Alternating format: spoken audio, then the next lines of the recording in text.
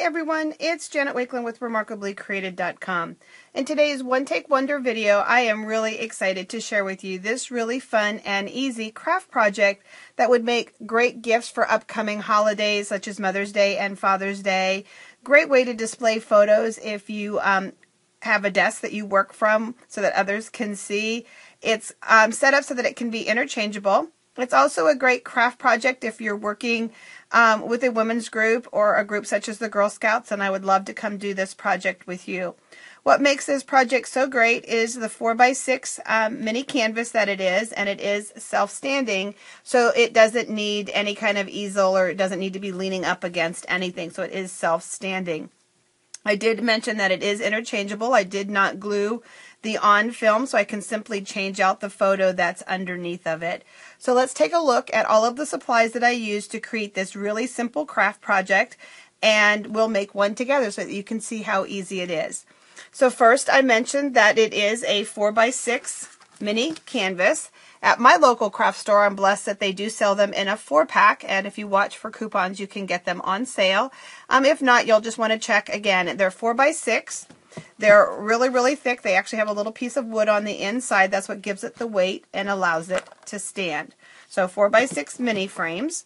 You're going to want, for at least if you want to duplicate yours like ours, our new epoxy accents. These are clear accents that can easily be altered with blendabilities. The on-film framelets is what I use to die cut the piece of crumb cake cardstock to give the photo a Polaroid look. A piece of scrap basic black cardstock to cut the word hello from. I chose to use this generic Calypso Coral piece of Designer Series paper from our Best Year Ever Celebration paper stack. I am working with sticky strip, Memento ink pad. You're going to want a bulldog clip. My favorite tool in the whole world, Stampin' Up! Stapler, this little mini stapler. And I know you can buy staples at any of the office stores, but it is not the mini stapler, and it's not this cool one that says Stampin' Up! White baker's twine. And then you're going to want the Hello You thinlets. And thinlets are a really nice thin die cut that gives you these laser looking words. And in the Hello for You thinlet pack, you have happy, thanks, hello, and then the word you, Y-O-U. A little tip for when you're working with these, and let's just set those aside, is that you're going to want a magnetic platform, and what's great is that really grips your thinlets and helps hold them in place as you're die cutting them. You're going to want your acrylic plates. And I like to have a nice flat piece as opposed to one that's bowed, so I try to keep a set of acrylic plates just for working with thinlets and framelets. And you're going to lay that down. Then you want to make a trip to the dollar store and just buy yourself a cheap box of dryer sheets. Scented or unscented is up to you, depends on allergies and how sensitive you are to scents. I have an unscented dryer sheet here. You're going to lay your cardstock down over that, and then you're going to lay your thinlet over top of your cardstock, your next acrylic plate, and then you will run that through your Big Shot. You'll take your acrylic top off, you'll carefully lift up your thinlet, the cardstock and the word and everything will be left on your plate. The next thing that you will do is you will carefully peel up your piece of cardstock, and you will notice that your words are still stuck to the dryer sheet, and then you can simply peel up that word, leaving all of your pieces on here.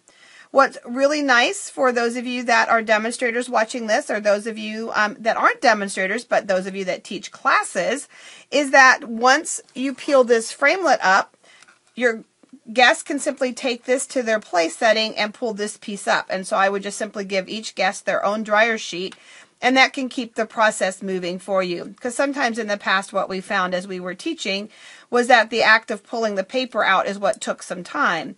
And so I would just give each guest a little dryer sheet and then let them take this back to their place and work on it. The dryer sheet can be reused multiple times. So a little tip for you with working with those. So let's grab our canvas. What I chose to do is I chose to take the Designer Series paper, and I took our sticky strip and I created a frame the whole way around the Designer Series paper. with my sticky strip. And that's going to allow me to adhere this nice and firm. Now, could you choose to Mod Podge it and seal it that way if you wanted to? Absolutely.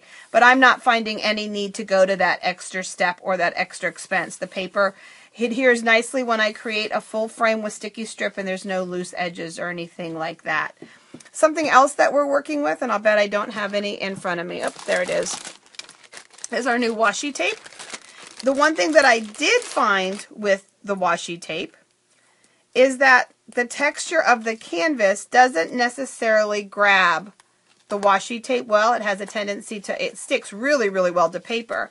But for some reason on this canvas, it tends to want to come up. And so just stick a couple of extra glue dots behind this sticky strip, the washi tape, excuse me, where it meets the canvas to get that extra seal for you. So I'm not doing it here on the video, but just a reminder to you. If you forget and you see it start to peel up, you'll know why, and then you'll just add that glue dot. So just 2 pieces of sticky strip for you. Then the other ingredient that you're going to be using is my new favorite adhesive. This is called the Fine Touch. It's an art adhesive. They're using it a lot with mixed media. It really, really holds well. And so you're going to take your bulldog clip and you're just going to put, yeah, it's going to hold well. Thought I had the tip open. Sorry about that, guys. Let me just poke a hole down inside of it. There we go. And you're just going to put your adhesive on. And if I was doing this, and when I did do this earlier in January, and when I do this in class again, I would get this far, set it aside, and then I would go do all of my die cutting, all of my stamping, and things like that. And by then it should start to have set enough for you to put it together. So we've got our bulldog clip, and we've gotten this far. From your scrap crumb cake, you want to cut with the on-film framelit. We have our on-film framelit here. You want to take your Hello framelit that you've die cut, and I'm working with our glue sticks. And you want to be careful. These are a little fragile. They're these beautiful laser cut words. And so I like to just dab the glue stick on. I will have to, change your work paper. Again, some people like liquid glue. Some people like our self-adhesive transfer sheets. It's what makes you happy. I like our glue sticks because I don't get any of those adhesive tails or strings. So I've got my Hello, and we can set that aside for 1 second. Let's take our Memento ink. If you're not working with Memento ink, it's a great time to switch. This is my favorite new go-to ink. I absolutely love it. There's the stamp. Oh, pretend like I'm not using ribbon scissors here. Pretend like these are our little paper snips. And we're just going to freehand cut a little tail. We'll take this up here and put it off to the corner. Gives you some more photo options. And we'll staple that to the frame. Then we can take one of our little epoxy accents. And this is where a little paper piercing tool is nice. We can simply use the tip of that to pick it up, and it may be a little hard to see in the video, but it just gives a little added clear embellishment to the top of that. So we have this piece just like that. And one last thing that we want to do, and let's put this, especially since I'm working with white thick baker's twine, I don't want any black on it. And what I'm going to do is I'm just going to make a couple different lengths of this because I wanted a really fat and sassy bow.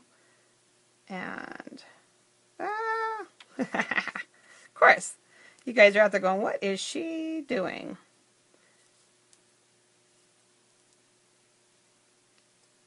There we go.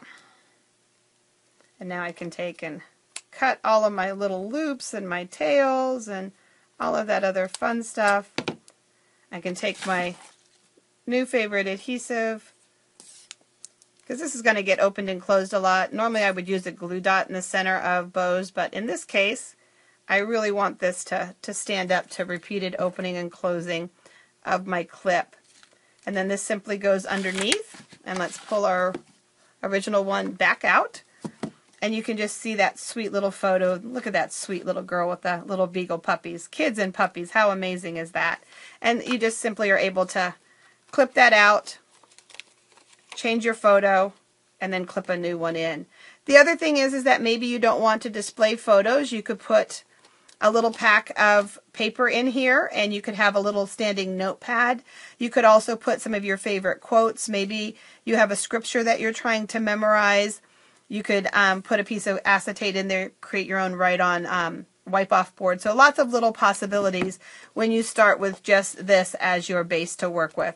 So have fun crafting and creating. Check out my class schedule, and hopefully you can join me live at an event. And if not, just stop back for the video versions. Thanks for watching, guys. Take care and God bless.